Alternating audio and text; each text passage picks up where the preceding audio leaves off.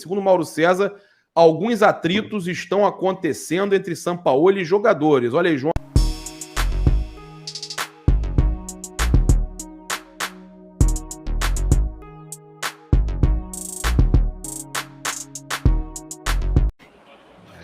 João, queria te fazer uma pergunta. Pois não, cara, a gente tem o jogo aí pra gente debater, mas o mercado da bola tá agitado, né? Uhum. Hoje, mais cedo, a gente teve torcedores do Atlético Mineiro desesperados, tirando o cabelo do que resta, pouquinho cabelo que. O pouquinho das penas que restam na cabeça da galinha, eles estão arrancando, porque sai uma especulação de que o Sampaoli teria pedido o Arana. E os torcedores do Flamengo prontamente viram que o Arana segue todos os jogadores do mais querido. Rapaz. E aí, João Guilherme, o que acontece se vem o Arana também, além do Alan? Rapaz, eu sinceramente não sei o que vai acontecer, porque isso aí é o fim do mundo para a torcida do Atlético, né? Porque eu costumo dizer, e até por experiência própria, eu acho que o atleticano ele odeia mais o Flamengo do que o Cruzeiro, né? Por toda a história, a rivalidade, né? O Atlético tem tudo aquilo desde lá dos anos de 1980, né? Então eles têm um envolvimento com o Flamengo muito grande e para os atleticanos isso aí é muito complicado, qualquer coisa que envolva o Flamengo. Já perdeu o Alan, um dos principais jogadores do time naquela fase recente muito boa em que ganhou o Brasileiro, ganhou a Copa do Brasil. Rapaz, se perder o Arana, aí realmente vai ter gente com problemas por lá. Agora eu fico pensando aqui, Arana, né? Ayrton Lucas é um cara que está sendo bastante comentado aí no mercado da bola, bastante visado. Seria uma reposição, é isso, Paparazzo Brunello?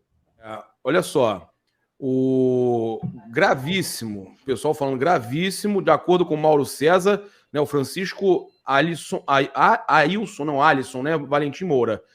Durante a parada da data FIFA, os jogadores do Flamengo não queriam fazer o treino que o São Paulo pediu, no caso, em tempo integral.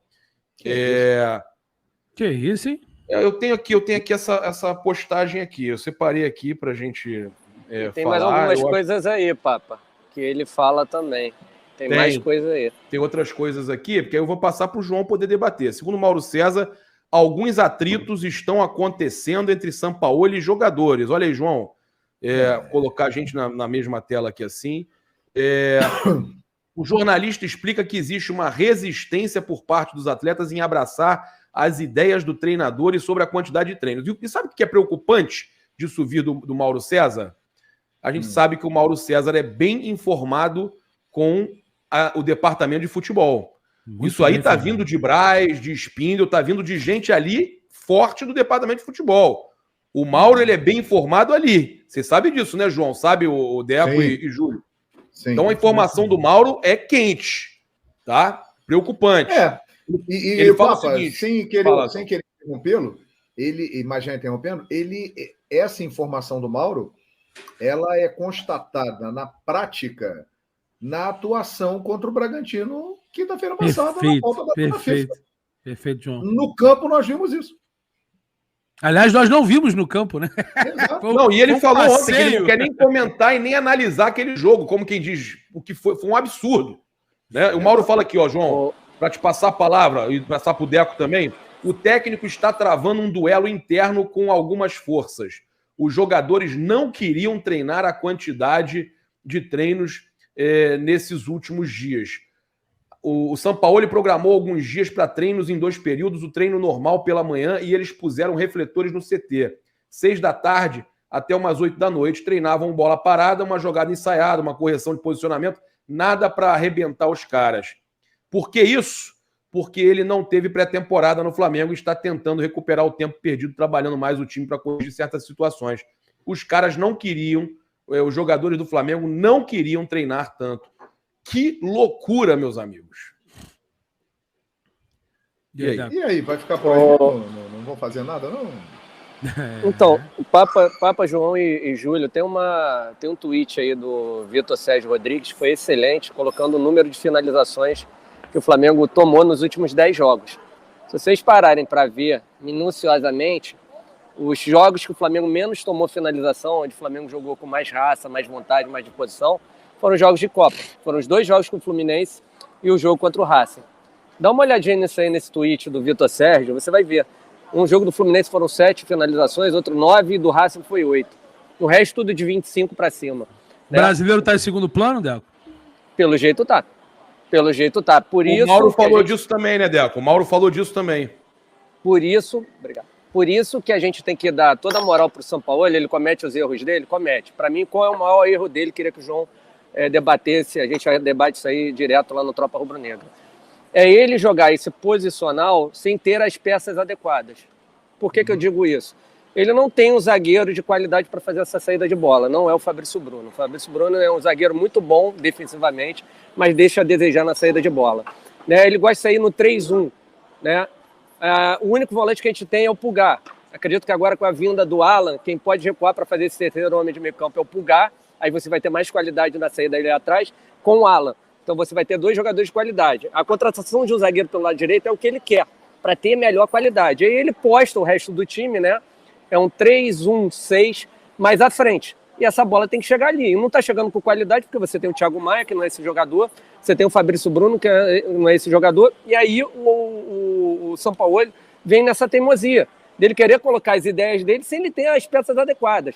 Ele poderia mudar o jeito dele jogar por enquanto, nesse momento, ele deveria ter mais um leque de opções, né, de sistema de jogo, para fazer o time jogar de outra maneira. E aí, conforme as contratações chegarem, que é o Alan, que é o Luiz Araújo, que é talvez o De La Cruz, aí sim colocar essas ideias em práticas.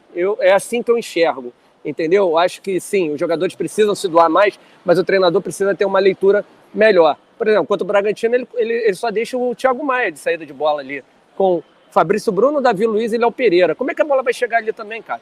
Apesar da postura dos jogadores não ter sido adequada, tá? É assim que eu vejo. Eu acho que o São Paulo também precisa se ajudar, tá? Eu vejo os jogadores não tão concentrados em jogos do Brasileiro, mas também, cara, se o São Paulo não tem essas peças ainda e terá a partir do jogo, depois do jogo do Fortaleza, né, a partir do jogo do Atlético Paranaense, que pelo menos esses 2 jogos ele tenha uma noção melhor de como montar esse time do Flamengo com as peças que ele tem. Não sei se vocês concordam com isso, se o João concorda com isso. Não, concordo plenamente, mas eu acho o seguinte, qualquer esquema que qualquer treinador venha a colocar, se o jogador não quiser desempenhar, já era. Não dá certo. Você pode trazer o Guardiola e que se os jogadores, qualquer jogador, não quiser ajudar o treinador, já era. Já era. Então, eu acho que isso que foi informado hoje pelo Mauro César e que foi comentado pelo Vitor Sérgio Rodrigues, e nós estamos falando aqui, eu acho que isso ilustra... Falamos ontem também no pós-jogo, João. Falamos ontem, a gente também desconfiava que estava estranho. Isso ilustra muito momentos do Flamengo pós Jorge Jesus. Muito. Né?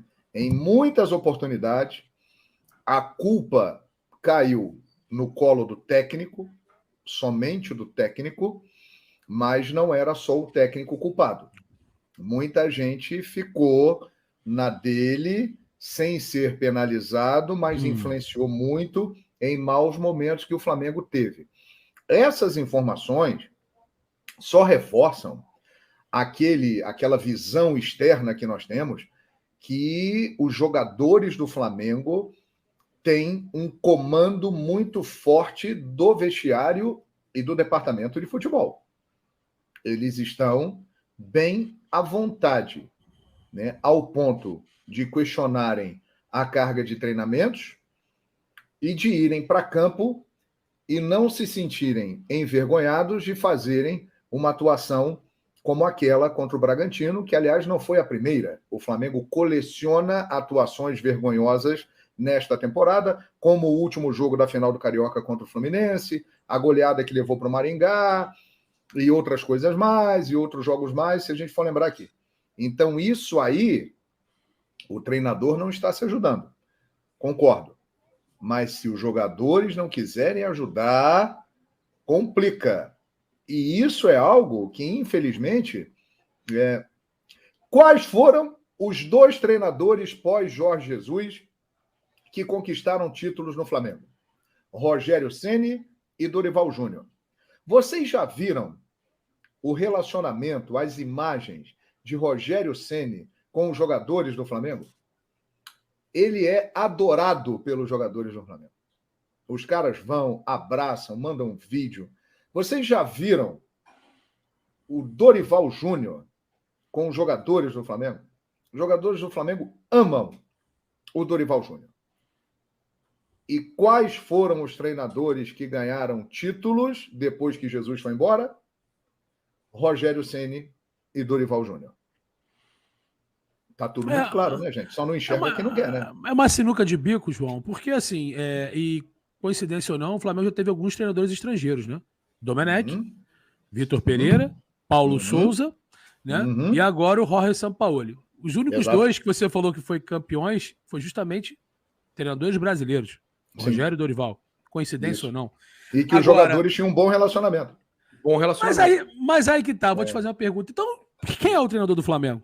Quem comanda o vestiário do Flamengo? Porque são jogadores. E eu te fazer uma pergunta, né? Eu sei que você não fica em cima do muro. Por tudo que vem acontecendo no Flamengo, dá a entender, pelo menos aparenta, que esses jogadores que estão lá, principalmente os mais experientes, os mais longevos, contratualmente falando, parece que os caras escolhem jogo, né? Parece que os caras escolhem partidas para poder realmente se entregar ou entregar ao máximo. E o que o Deco falou no início da live, e eu passo para você, parece de fato, o João, que o Flamengo está deixando o Campeonato Brasileiro, a competição de pontos corridos, para segundo plano e se dedicando novamente, assim como ano passado, nas Copas do Brasil e Libertadores, que, coincidência ou não, o Flamengo defende o título. Só que o Flamengo há 2 anos não consegue disputar um brasileiro com ênfase para disputar e competir de título até o fim das rodadas. E isso é preocupante, porque o torcedor do Flamengo quer voltar a ser campeão brasileiro. E o Flamengo tem condições. Mas você não acha que esse jogador... O ontem estava de campeão, né? Você acha que o Flamengo, Gabriel, é sensacional, e João e Deco, principalmente você, João. A cara do João foi ótima, né? O Pet era de campeão, né, João? Pet na camisa, né? Você acha que loucura, o Flamengo, né? Parece que esse elenco escolhe alguns jogos para jogar, porque é nítido a diferença de Copa para brasileiro, né? Ô, Júlio, eu vou te trazer uma sequência recente que vai responder a sua pergunta.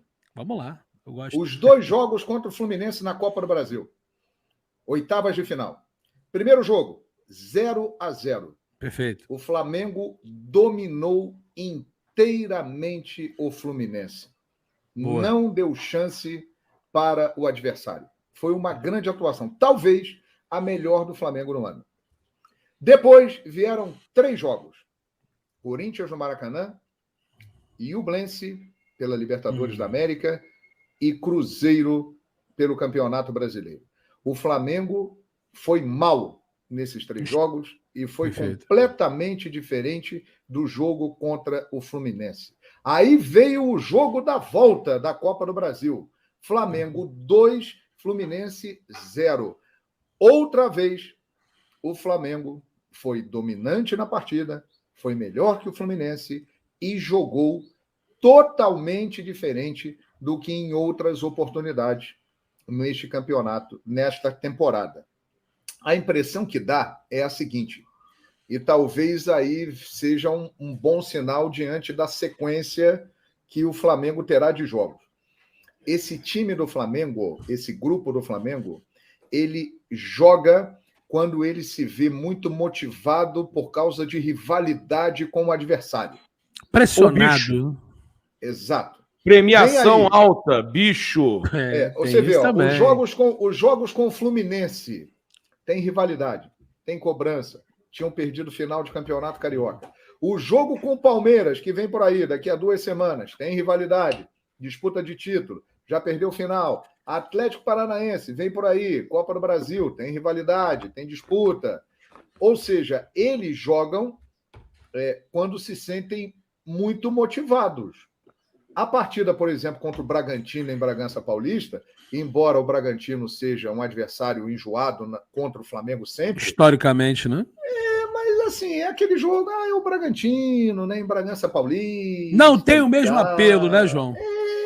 Aí ontem o Santos, na Vila Belmiro, com todo o respeito ao grande Santos Futebol Clube, o time de Pelé, né, um dos maiores clubes do mundo, mas se encontra numa fase muito ruim, né? É um time que ia jogar em casa sem a torcida, portões fechados, o Flamengo muito superior, não é aquele jogo que vamos lá, vamos jogar. Agora, se pegar um Fluminense, se pegar um Palmeiras, se pegar um jogo grande, a postura do Flamengo é completamente diferente.